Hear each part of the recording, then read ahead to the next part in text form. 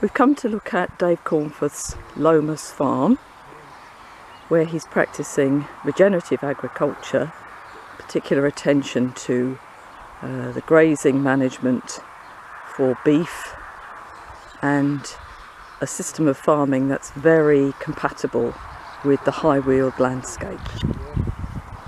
118 usable acres, and we run up to 140 animals. That's suckler cows, calves and yearlings, depending on sale when I sell the cattle. So the numbers fluctuate between 140 and 120 basically. Yeah, I got into this farming because, well, it goes back to when I was a boy, and I've got an elder brother who said, "Oh, New Zealand, you need to go to New Zealand, that's where grass grows." And I did eventually go to New Zealand. But what I found was, I don't think grass grows any better in New Zealand. It's just the people that manage the grass.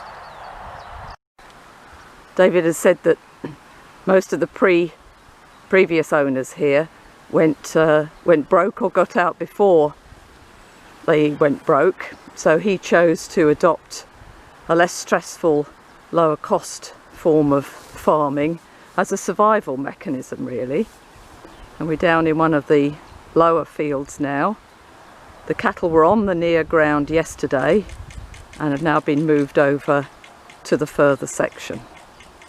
Being an ex-dairyman, I grew up with electric fences, so it was no big deal.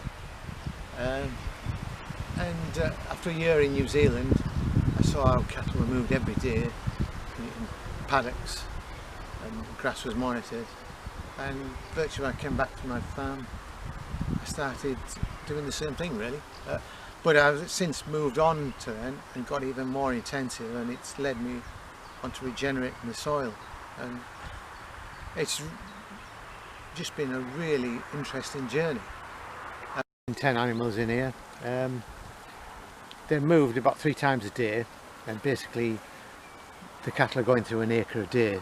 So basically they're in a paddock for about 5-6 hours of a third of an acre.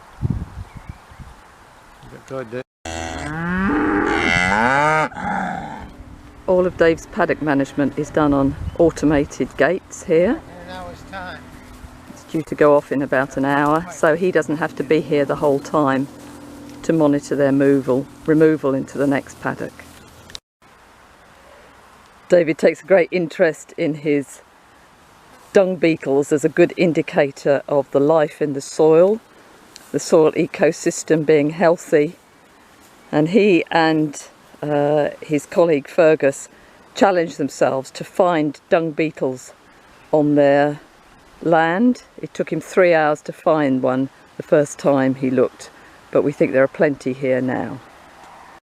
Normally Dave would plan to only winter the cattle for 45 to 50 days in the winter, shelter them, but this year it had to be 90 days because it was a very wet season, very poor season. And then they come back onto a piece of ground very much dependent on how the sward develops. Could be 45 days, could be 90 days, 100 days, depends. You just have to watch the ground. We're down at David's silage paddocks here. This one's been grazed twice this year, and the silage has been taken off the paddocks, which are doing pretty well in terms of recovery in this dry year. David says he never has to worry about a drought anymore because he's got his grass management system right.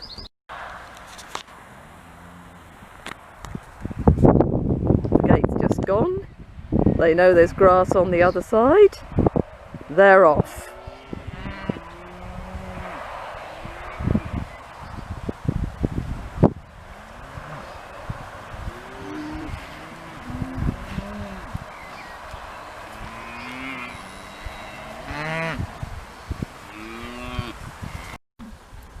Bringing the business back into profit by cutting down winter feeding costs.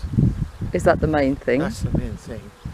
And on the other flip side is the interest it's brought back into my attitude towards farming. It's totally invigorating me, really. Whereas before, farming conventionally, it just didn't work, and it was depressing. You know, I'm constantly looking for ways round problems, and it encourages me to look for an alternative way. Whereas before, I was told by the NFU president to stop moaning and get out of agriculture in my former life.